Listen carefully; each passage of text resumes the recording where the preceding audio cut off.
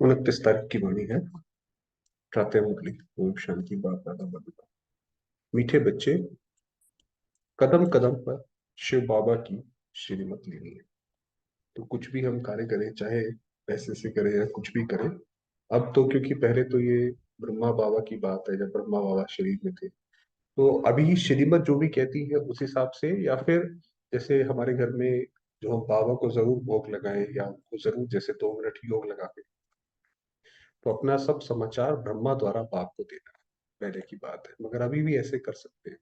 प्रश्न है, एक बाप के बच्चे होते भी कोई प्रीत बुद्धि है, कोई विपरीत बुद्धि है। कैसे है? सारे बाबा के बच्चे ऐसे कैसे है कि कोई प्रीत बुद्धि है, प्रीत है? जो बच्चे अपना पूरा कनेक्शन बाप दादा से रखते हैं, किसी भी बात में संशय बुद्धि नहीं बनते हैं, सच्चा सच्चा पोथा मेल ब्रह्मा के थ्रू शिव बाबा को सुनाते हैं, जिनका पूरा जैसे कि वो ज्ञान से समझ है, पूरा विश्वास है कि यही बाबा है, और फिर बाबा के साथ ही पूरा कनेक्शन रखते हैं, वह है प्रीत बुद्धि बच्चे। अगर किसी भी बात से ब्रह्मा से या ब्राह्मणी से रूठ जाते, चिट्ठी नहीं देते और सोचते हमारा ब्रह्मा से कोई कनेक्शन नहीं, क्योंकि जब बाबा थे तो वो तो ये रूठना मनाना ये तो चलता ही रहता था। कोई किसी का किसी ब्राह्मणी से माना दीदी से नहीं बनती है, तो उसने सेंटर जाना छोड़ दिया या ऐसा कुछ हो गया। या कईयों की ब्रह्मा बाबा से भी लगता था कि नहीं भाई ये ऐसे करते, तो उनसे भी रूठ जाते थे कि भाई वो कहते थे भाई याद तो शिव बाबा को करना है ना, इसे ब्रह्मा बाबा को हमने क्यों याद करना है। तो शिव बाबा को ही याद करना है, तो उनकी बुद्धि को माया पकड़ लेती है। वह है जैसे विपरीत बुद्धि। अगर जैसे साकार को ही छोड़ दिया, ब्रह्मा बाबा को ही छोड़ दिया, फिर कैसे करेंगे? फिर तो आप अपना योग लगाओ, अपने आप प्रेरणा से सारा ज्ञान प्राप्त करो, तभी एक तरीका है। वो इतना आसान है नहीं। आसान क्या हो तो बहुत मुश्किल है। इसलिए बाबा ने कहा वो है विपरीत बुद्धि। गीत है, मुझको सहारा देने वाले दिल कहे तेरा शुक्रिया। ओम शांति। बाप भी बच्चों का शुक्रिया मानते हैं। आज बाबा ने बहुत नई तरीके से मुरली स्टार्ट करी है। बाबा जनरली तो आत्मिक ज्ञान अपने हमें अपने आत्मिक स्थिति में टिकाते हैं, बाबा ने कहा बाप भी बच्चों का शुक्रिया मानते हैं। जो मददगार बच्चे होते हैं तो बाप भी शुक्रिया मानते हैं और बच्चों की महिमा करते हैं। इसीलिए आप देखिए अव्यक्त वाणियों में बाबा कहते हैं, वाह बच्चे वाह। अब तो बच्चे जान गए हैं कि बेहद का बाप आए। बाप आते ही हैं पति दुनिया में, गाते भी हैं, हे पतित पावन आओ। तो पतित पावन आएगा, जरूर पावन दुनिया स्वर्ग स्थापन करेगा, जिसमें मनुष्य थोड़े रहते हैं। पावन दुनिया में सतयुग में इतने सारे मनुष्य नहीं रहते हैं। पावन दुनिया की महिमा गाई जाती है। पावन दुनिया में पुकारने वाला कोई होता है। वहां पे सतयुग में ऐसा नहीं कि कोई मंदिर में सवेरे सवेरे उठेगा, घंटे बजाएगा, क्योंकि वहां पे पुकार है ही नहीं, पुकार शब्द ही नहीं कि कोई चीज चाहिए। पुकारते हैं इस दुनिया, इस पतित दुनिया में। भक्त ही अपने को पतित समझते हैं, क्योंकि आप जानते हैं कि जब वो गीत गाते हैं तो कहते हैं भी मुझ निर्गुण हारे में कोई गुण ना है, तो एक तरीके से अपने को पतित मानते हैं। बरोबर एक ही भारत है जिसमें पावन देवताओं की राजाई थी। भारत में पवित्रता थी, बड़े साहूकार थे, बहुत सुखी थे, अब तो दुखी हैं। शिव बाबा ही ब्रह्मा तन में बैठ समझाते हैं। तो ब्रह्मा तन को भी याद करना पड़े ना, क्योंकि वही बात है कि आत्मा को कोई भी चीज को ग्रहण करने के लिए उसको रूप जरूर चाहिए। तो इसलिए ब्रह्मा बाबा का भी याद शिव बाबा को करना है, मगर ब्रह्मा बाबा का भी बहुत रोल है उसमें। अगर बच्चे दूर जाते हैं, समझो तुम अपने नगरों में जाएंगे, तो तुम्हारा जो बेहद का बाप है, साजन भी है, उनको चिट्ठी तो लिखनी चाहिए ना। शिव, आप सोचिए बाबा को कितनी चिट्ठियां आती होंगी। कोई एक दो थोड़ी, कितने सारे बच्चे, और बाबा सबको कहते थे कि बच्चे चिट्ठी लिखो, तो बहुत चिट्ठियां आती थी। ब्रह्मा बाबा सबका जवाब देते थे। शिव बाबा को लिखना पड़े थ्रू ब्रह्मा, ब्रह्मा के सिवाय तो शिव बाबा सुन न सके। बाबा ने कहा जो शिव बाबा तक आपने कोई बात पहुंचानी है, तो वाया ब्रह्मा ही पहुंचेगी। शिव बाबा थ्रू ब्रह्मा याद करना पड़े ना।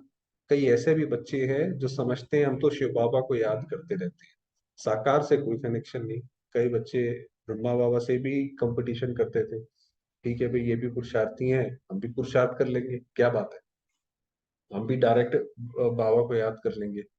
तो बाबा ने कहा साकार, और वो कहते हैं भाई इनसे हमारा क्या कनेक्शन है। परंतु जबकि शिव बाबा यहाँ है तो जरूर बाबा को पत्र लिखना पड़े, समाचार देना पड़े। शिव बाबा थ्रू ब्रह्मा गाया जाता है। विनाश काले विपरीत बुद्धि और विनाश काले प्रीत बुद्धि किसके साथ? शिव बाबा के साथ ब्रह्मा द्वारा। ऐसे भी मंद बुद्धि हैं जो कहते हैं हम तो शिव बाबा को ही याद करते हैं। शिव बाबा कहते हैं ना, मुझे याद करने से तुम्हारा बेड़ा पार हो जाएगा। परंतु मैं है कहाँ? माना जो ऐसे सोचते हैं वो ज्यादा समय फिर ज्ञान में चल नहीं पाते, वो थोड़े समय के बाद चले जाते हैं। जरूर यहाँ इस तन में है, इस द्वारा पढ़ाते हैं। निराकार को तुम चिट्ठी कैसे लिखेंगे? अब शिव बाबा तो बिंदु है, वो और वो तो परम धाम में है। और जब नीचे आते हैं तो शिव बाबा का शरीर है। तो कोई भी चीज अगर पढ़नी है, देखनी है, तो वो तो तभी कर सकते हैं जब बाबा का शरीर हो। साजन सजनियों को, सजनियां साजन को चिट्ठी लिखती है ना, सतयुग से लेकर कलयुग अंत तक तो मनुष्य मनुष्य को पत्र आदि लिखते आए। अब आत्माएं परमात्मा के साथ मिलती हैं, उनको पत्र लिखती हैं। निराकार परम पिता परमात्मा के साथ बात करती हैं, तो थ्रू ब्रह्मा उनसे कनेक्शन रखना पड़े। तो बाबा की चिट्ठी आती थी, आपको हम बताएं कि जैसे कोई बहन है वो कहती है कि बाबा मुझे मेरे घर वाले चलने नहीं देते हैं, ऐसे ऐसे जो भी उसने विघ्न बताए, तो बाबा लिखते थे मुरली का ही, मगर वो पर्सनलाइज्ड होता था। कि जैसे बाबा लिखते थे कि बच्ची आप चिंता ना करो, बाबा आपके साथ है। बाबा के यही दो शब्द जो है वो जादू का काम करते थे। वो तो आत्मा, आप सोचिए बाबा कोई हमें डायरेक्ट लिख दे कि बच्चे बाबा तुम्हारे साथ है, तो वो तो आत्मा कहाँ से कहाँ उड़ जाए। तो बाबा ने कहा ब्रह्मा के थ्रू कनेक्शन रखना पड़े, ब्रह्मा द्वारा चिट्ठी लिखें, तब शिव बाबा समझे कि बरोबर याद करते हैं। किसकी बुद्धि को माया एकदम पकड़ लेती है या देह अभिमान आ जाता है, तो फिर पत्र भी नहीं लिखते, भूल जाते हैं। फिर देह अभिमान आया, अपने शरीर का कुछ भी हमने गुमान सोचा, फिर तो याद गई, क्योंकि याद तो बहुत महीन है। अभी है विनाश काले विपरीत बुद्धि, पांडवों की है प्रीत बुद्धि। तो ये जो विनाश काल में जो कौरव थे उनकी बुद्धि विपरीत हो गई थी, अब समझ में आता है कि विनाश काले विपरीत बुद्धि का क्या अर्थ होता है। और हमारी है प्रीत बुद्धि। वो लोग फिर समझते हैं कि गीता का भगवान श्री कृष्ण था। अच्छा, समझो श्री कृष्ण है, तो भी उनको चिट्ठी लिखनी पड़े। बाबा ने कहा चलो भाई, किसी को भी ज्ञान अभी पूरा नहीं समझ आता है कि गीता का भगवान कृष्ण है, तो उसको भी चिट्ठी लिखनी पड़े। कहने का मतलब ये है जो श्री कृष्ण ने बोला वो मानो तो सही ना। गीता तो पढ़ ली, उसकी बात मानी नहीं, तो फिर वो तो पढ़ा ना पढ़ा, फिर उसका कितना क्या फायदा। शिव बाबा को भी लिखनी है, श्रीमत जरूर लेनी पड़े। कहते हैं शिव बाबा को याद, कहते हैं कि शिव बाबा को याद करते हैं, परंतु साकार ब्रह्मा के सिवाय तो राय मिल ना सके। बाबा ने कहा राय इसके थ्रू ही मिलेगी, आकाशवाणी अलग से नहीं होगी। अच्छे अच्छे फर्स्ट क्लास बच्चे लिखते हैं कि हमारा योग शिव बाबा से है, हम उनको मदद करते रहेंगे। फिर भी थ्रू ब्रह्मा बाप बगैर दादे का वर्षा तो ले नहीं सकते। ये दादे का वर्षा लेना है तो वाया बाप से होते हुए जाओगे ना, ये नहीं कि हमें तो डायरेक्ट दादा की प्रॉपर्टी लेनी है तो हम उनसे ही ले लेंगे। कदम कदम पर राय लेनी पड़े। ऐसे ऐसे बाबा के पास समाचार आते हैं, रूठ जाते हैं ब्रह्मा से व ब्राह्मणी से, फिर माया एकदम मुंह फेर देती है। समझना चाहिए कि कदम कदम पर हमको शिव बाबा से श्रीमत लेनी है। बाबा इस हालत में क्या करना चाहिए? तो ऐसे बार बार बार बार हर चीज की श्रीमत लेते रहो बाबा से। बाबा हमेशा पूछते रहते हैं कि बच्चे खुश राजी हो।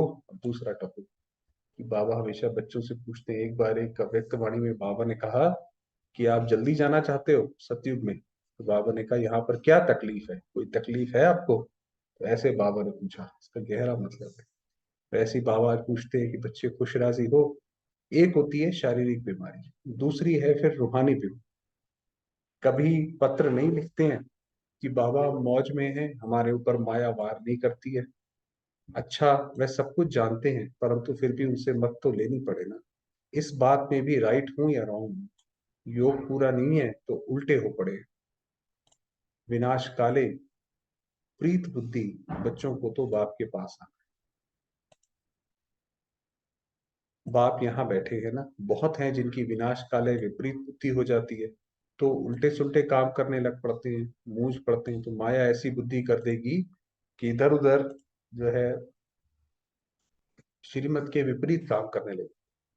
श्रीमत लेने बगैर तो काम चल ना सके, बगैर गाइड अकेला पहुंच ना सके। कोई रास्ता जानती नहीं तो जा कैसे सकते हैं, गाइड का जरूर हाथ चाहिए।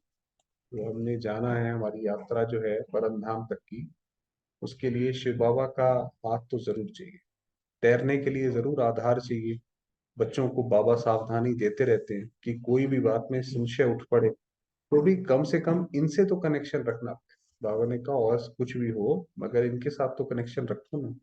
शिव बाबा की मत भी इनसे मिलती है ना। बाबा ने समझाया है, अकाल मूर्त का ये रथ अथवा तख्त खास मुकर्रर है।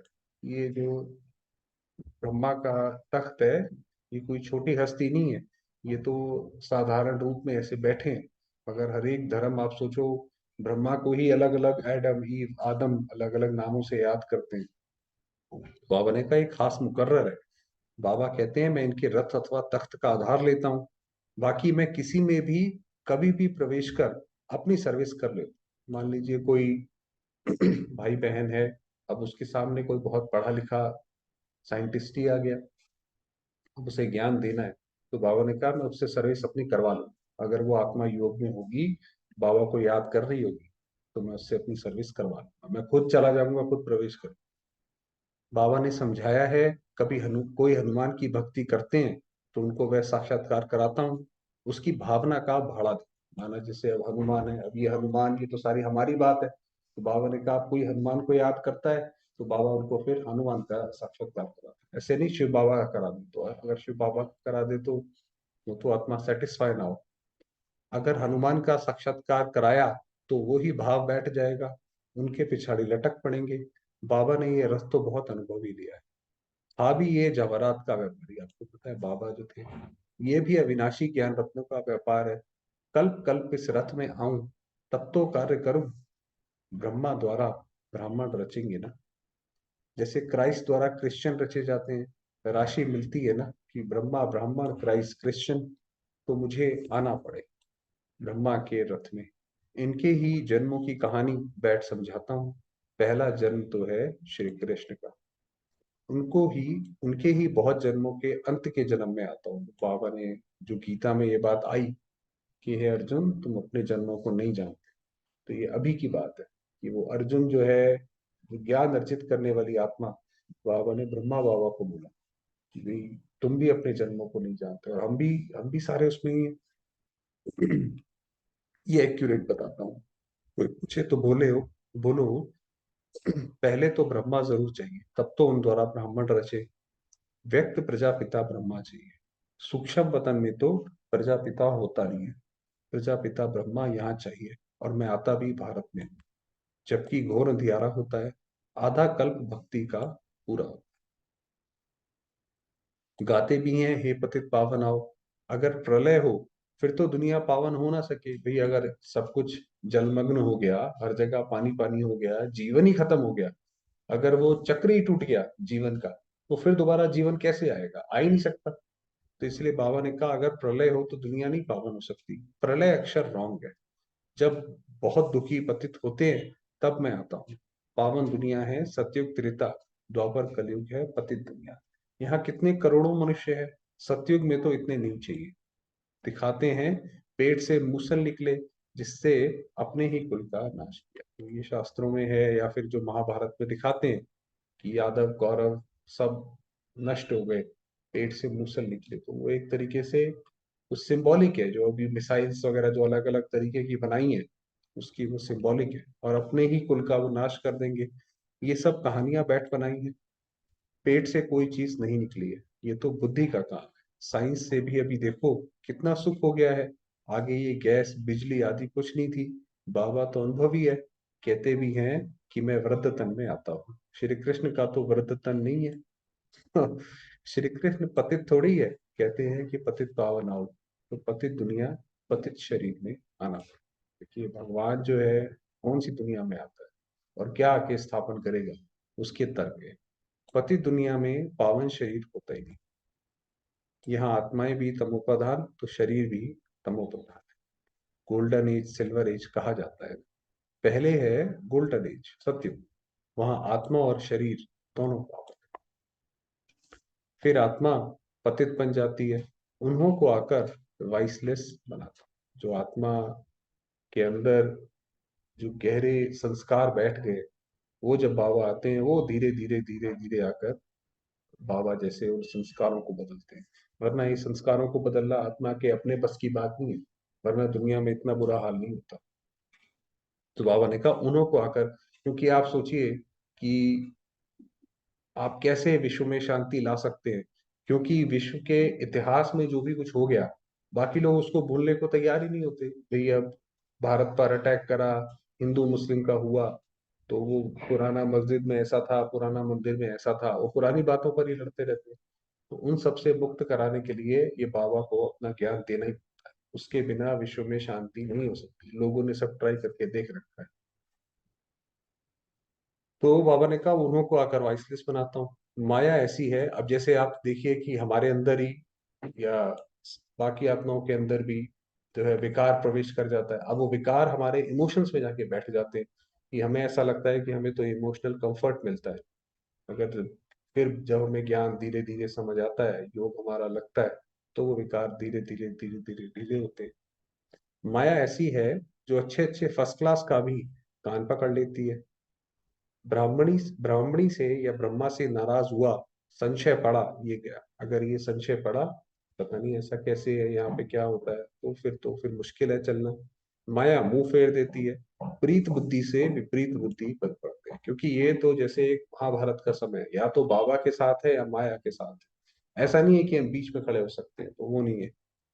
फिर शिव बाबा से पढ़ना छोड़ देते हैं। कोई पढ़ते हैं परंतु पूरी धारणा नहीं होती है, तो बाबा कहते हैं हर्जा नहीं, सिर्फ दो बातें मजबूत करो। कि बाबा के पास आए हो तो खाली हाथ नहीं भेजेगा बाबा। बाबा कहता है और कुछ भी नहीं आता, ये दो बातें सिर्फ काम कर लो। बाबा को याद करना है। अभी तुम्हारी बुद्धि यहाँ और वहां रहनी चाहिए। यहाँ माना परम धाम और कहते हैं सतयुग। बाबा ने कहा बस इतना ही करो कि वहां पे बुद्धि अपनी बिजी रहो। एक जिन्न का मिसाल है। उसने कहा कि काम दो, नहीं तो खा जाऊंगा। वो एक छोटी सी कहानी है कि एक आदमी था, उसे जिन्न मिला, चिराग मिला, उसने चिराग घिसा, जिन्न बाहर आया। तो उसने बोला भाई कि अपनी इच्छाएं बताओ। उसने बता दी, ये कर दो, ये कर दो, ये कर दो। उसने पूरी कर दी जिन्न के लिए, तो क्या बड़ी बात। तो उसने बोला आप पूरा हो गया। उसने कहा नहीं, अगर तुमने इच्छा नहीं बताई तो मैं तुम्हें खा जाऊं। तो उसने बोला बाहर सीढ़ी है, सीढ़ी चढ़ो और सीढ़ी उतरो। तो वो वाली बात है ये। बाबा भी कहते हैं मैं ये याद करने का काम देता हूँ, अगर याद नहीं करेंगे तो माया कच्चा खा। तो वही मिसाल है। याद के लिए कुछ समय तो निकालना चाहिए ना, पहले थोड़ा समय, फिर बहुत प्रैक्टिस होती है। ऐसी याद भी धीरे धीरे, और कुछ ना कर सकें, हर एक घंटे में 5 सेकेंड 10 सेकेंड जो है बाबा को याद करें, वैसे ऐसे करते करते पड़ जाएगी। बाबा कहते हैं कि चुप रहो, सिर्फ याद करते रहो। तुम जानते हो कि बाबा ऊपर में भी है, यहाँ भी है। शिव बाबा, हमको बाबा के पास जाना। अभी तुमको समझ है बाबा इस शरीर में आया हुआ। याद नहीं करेंगे तो माया कच्चा खा जाएगी। कहानियां तो बहुत बनाती हैं। अच्छा, आगे दूसरा टॉपिक है। आगे बेसमझ थे, अभी बाबा समझाते हैं कि मैं चला जाता हूँ, फिर तुम विश्व के मालिक बनो। माना सतयुग में बाबा वानप्रस्थ में चले जाएंगे। जैसे आपको पता है ये सारी रीत भारत में ही है, कि भाई जब बुजुर्ग हो जाते हैं तो बच्चों को अपना सारा कार्य काज देकर खुद तीर्थ पे चले जाते हैं। तो ऐसे ही बाबा भी हमें सतयुग दे देगा, वो खुद अपना मान जैसे बैठ जाएंगे शांति में। तुम्हारी आत्माओं से बात करते हैं, आत्मा ही इम्तिहान पास करती है शरीर के द्वारा। अभी बाप कहते हैं कि देहे अभिमानी बनो, ग्रस्त व्यवहार में रहते अपने को अशरीरी आत्मा समझो। जितना बाप को याद करेंगे उतना फायदा है। इसी का नाम योग रख दिया है। नहीं तो ये है याद। ये जो राजयोग या दुनिया में अलग अलग योग जो प्रचलित है, वो इधर से उधर इसीलिए मुड़ गए हैं, क्योंकि जो एक शब्द है वो बदल दिया। वास्तव में योग और कुछ नहीं है, याद है। कि बाबा को आप याद करो प्यार से, आपका योग है। आत्माओं की है बाप से प्रीत, याद करते हैं। आशिक माशूक का भी एक दो से प्रति प्यार, एक दो के शरीर से प्यार होता है। आशिक माशूक दोनों ही देहधारी होते हैं। आशिक के सामने जैसे कि माशूक खड़ा है, भाई जो उन दोनों का आपस में प्यार होता है, तो वो तो जैसे एक दूसरे को देखते ही रहते हैं। अगर नहीं भी हैं आमने सामने तो भी एक दूसरे को याद इतना करते हैं कि देख रहे हैं। माशूक को फिर आशिक दिखाई पड़ेगा। अभी तुम आशिक हो परम पिता परमात्मा के, एक है माशूक, बाकी सब आत्माएं हैं आशिक। तो हमारी, जैसे वो रानी मक्खी होती है, मधुमक्खियों में भी रानी मक्खी जिसके पीछे सब फॉलो करते हैं, ऐसे ही शिव बाबा जो है वो हमारे मेन लीडर है, हमारे, हम सारे उन्हीं के आशिक है। एक वो माशूक है।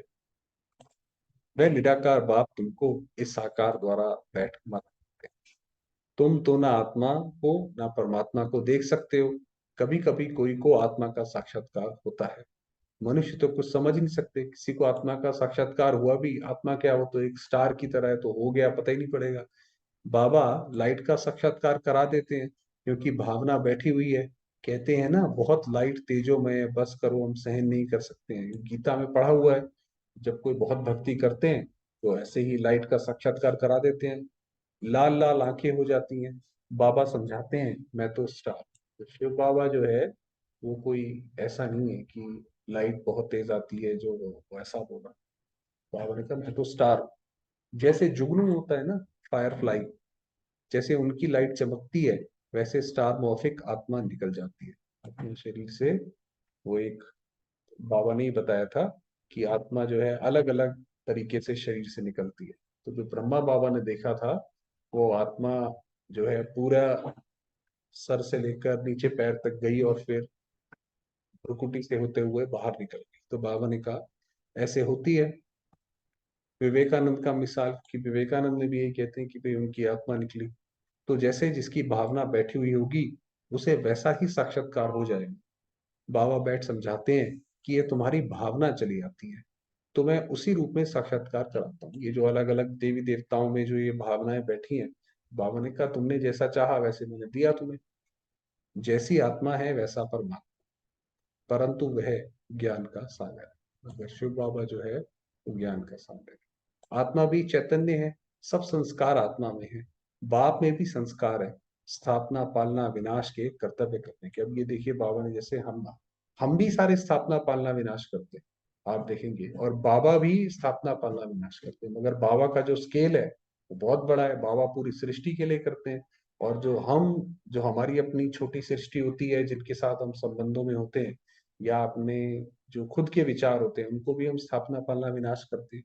तो बाबा ने कहा जैसे तुम करते हो वैसे ही मैं करता हूँ, मैं भी वही हूँ। त्रिमूर्ति है ना, शिव बाबा को भी कोई जानते नहीं, तो त्रिमूर्ति के ऊपर शिव रचता को भूल गए हैं।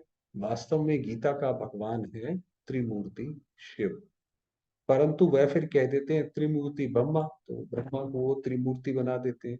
अरे ब्रह्मा विष्णु शंकर का भी कोई रचता होगा ना भाई। हर जगह जब आता है कि ब्रह्मा द्वारा स्थापना, शास्त्रों में भी है, तो ब्रह्मा से किसने कराई, तो ब्रह्मा से भी ऊपर कोई है।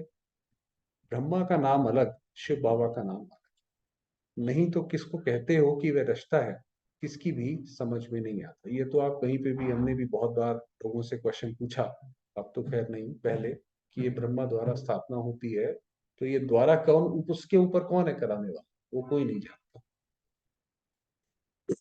बाप आकर बच्चों को समझाते हैं, तुम्हारी है प्रीत बुद्धि, सिर्फ हमारी जो है, एक तो हमारी शिव बाबा के साथ प्रीत है, और दूसरा इस महाभारत में क्या कार्य सही है, क्या करना चाहिए, वो सिर्फ हम बच्चे ही करते हैं। तो इसलिए हमारी है प्रीत बुद्धि। कोई की विपरीत बुद्धि हो जाती है। विपरीत बुद्धि हो जाती है माना कि वो खुद ही अपना विनाश आह्वान करते हैं, जो हमने पीछे ग्रुप में डाला था कि अभी जैसे ये क्लाइमेट डैमेज हो रहा है, मगर लोग खुद ही उसको चाहते ही नहीं कि वो रिवर्स हो, क्योंकि वो अपना कमर्शियल एंगल सोचते हैं कि भाई हमें इससे फायदा होता है। तो वो विपरीत बुद्धि हो गए, जैसे अपना ही विनाश बुलाते हैं। तो जैसे कौरव बन जाते हैं, भल यहाँ आते हैं, परंतु पद कम हो जाता है। ये तो एक बड़ी बात हो गई। जो विकार है वास्तव में वो भी हमें खुद ही डैमेज करता है, तो वो भी, इसलिए उसको भी विपरीत बुद्धि कहा जाता है। जो कुछ जमा हुआ वो ना हो जाता है भाई। अगर यहाँ पे आए और विपरीत बुद्धि हो गए, तो वो तो जितना पुरुषार्थ करके पुण्य का खाता जमा किया वो खत्म हो जाएगा धीरे धीरे। फिर प्रजा में जाकर कम पद। इस समय देखो पढ़ाई से क्या क्या बन सकते हैं। बाबा कहते हैं बच्चे, देवता बनना है तो इस खराब चीज को छोड़ना है। विष को मना, या विकार की बात, काम विकार। तो बाबा ने कहा इसको छोड़ो, एक बाप ही सच्चा सतगुरु है जो मुक्ति जीवन मुक्ति में ले जाने जाना तो सबको एक ही समय है। ऐसे नहीं कोई बीच से चला जाए, ये नाटक का नियम है। जब तक नाटक खत्म नहीं हो, ऐसा नहीं मेरा पार्ट हो गया मैं चला जाऊं ऐसा नहीं है। ये सारे के सारे नीचे आते रहते हैं, अपना पार्ट बजाते रहते हैं, और अंत में जब शिव बाबा आता है तो सारे यहाँ पर होते हैं। इसीलिए बाबा को सर्व का सदगति दाता, सबको सदगति देता है। हर एक को अपना अपना पूरा पार्ट बजाना है। जरूर फिर अंत में मच्छरों सदृश वापस जाना है। आप सोचिए वो दृश्य कैसा होगा। सारी आत्माएं जब यहाँ से हम जाएंगी, क्योंकि 700 करोड़ में से सिर्फ 9 लाख बचेंगी, तो बाकी सारी तो ऊपर जाएंगी। तो कैसे कैसे मच्छरों सदृश जाएंगी, मच्छरों जैसे जाएंगी। गीता में भी लिखा हुआ है, परंतु श्री कृष्ण भगवान वाच लिखने से गीता का महत्व ही चट हो, क्योंकि अगर आपने किसी देहधारी को डाल दिया तो वहां से फिर प्रॉब्लम होनी शुरू हो। अगर सिर्फ शिव बाबा निराकार होते तो फिर बात अलग होती गीता की। बाप ना आए तो मुक्ति धाम कैसे जाएं, फिर अपने समय पर आकर अपना पाठ। ये हुआ विस्तार से समझाना। नटशेल में कहते हैं कि मुझे याद करो। पूरे ज्ञान का जो सार है वो ये है कि बाबा ने कहा मुझे याद, बाकी सारी चीजें भी भूल जाओ, सिर्फ एक मुझे याद। बस गॉड इज वन, इसी के अंदर सब समा है। अगर गॉड इज वन है तो हम सारे परिवार है, तो हम एक आत्मा है, तभी सारे के सारे परिवार। बस इतना ही याद करो, बाकी सब है बच्चे। अभी तुम त्रिकालदर्शी बनो। अब अभी हमें तीनों कालों का पता है कि क्या होने। अच्छा, मीठे मीठे सिकिलते बच्चों प्रति माता पिता बाप दादा का या प्यार और फुटमाती। रूहानी बाप की रूहानी बच्चों को नमस्ते। हम रूहानी बच्चों की रूहानी बाबा को याद प्यार और नमस्ते। धारणा के लिए मुख्य सार है, सदा खुश राजी रहने के लिए कदम कदम पर बाप से राय। तो आप जहाँ पे भी सेंटरों में जाते हैं वहां पे फिर राय लेते रहे उनसे कि भाई अब हमें क्या करना चाहिए। शिव बाबा को ब्रह्मा के थ्रू याद करना है, अपना समाचार देते रहे। तो आप चाहें तो बाबा को भी चिट्ठी लिख सकते हैं। चिट्ठी लिखी, बाबा के सामने रखी, याद करा बाबा को, और फिर उसके बाद वो फाड़ के फेंक दीजिए। कभी भी किसी बात में संशय नहीं उठाना है। ब्राह्मणी से या ब्रह्मा बाप से रूठ कर पढ़ाई नहीं छोड़नी है। सदा प्रीत बुद्धि, हमेशा ये याद रखना है कि हमें प्रीत बुद्धि जो सही है, जो वाइसलेस है, उस तरफ चलना है। वरदान दिया, सुख स्वरूप बन सारे विश्व में सुख की किरणें फैलाने वाले मास्टर ज्ञान स्वरूप।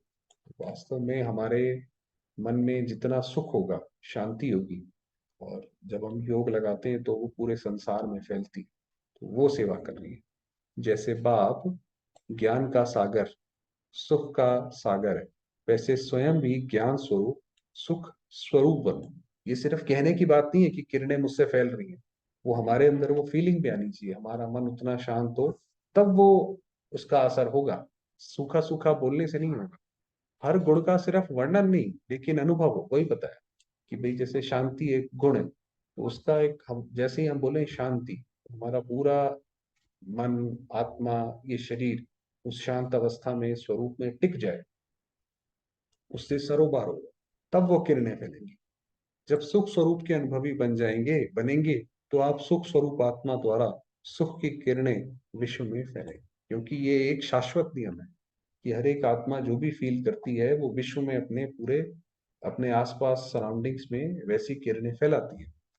जैसे सूर्य की किरणें सारे विश्व में जाती हैं, वैसे आपके ज्ञान सुख आनंद की किरणें जब सर्व आत्माओं तक पहुंचेंगी, तब कहेंगे मास्टर ज्ञान सूर्य। तो ये सेवा करनी है। तो जो हम योग लगाते हैं इसीलिए उसका महत्व साथ, अपने आप को पहले उस स्वरूप में टिका दें। स्लोगन दिया, दिव्य जन्मधारी ब्राह्मण वह है जो अपने बोल, संकल्प और कर्म से दिव्यता का अनुभव कराए। उसके जो बोल हो, उसके जो कर्म हो, वो विशेष होने चाहिए। हमारे ऐसे विशेष, हर एक कोई जैसे कोई रिकॉर्ड करके दोबारा देखना चाहे, ऐसे हमारे बोल हो या कर्म। बाबा ने कहा तब दिव्य है, दिव्य जन्मधारी।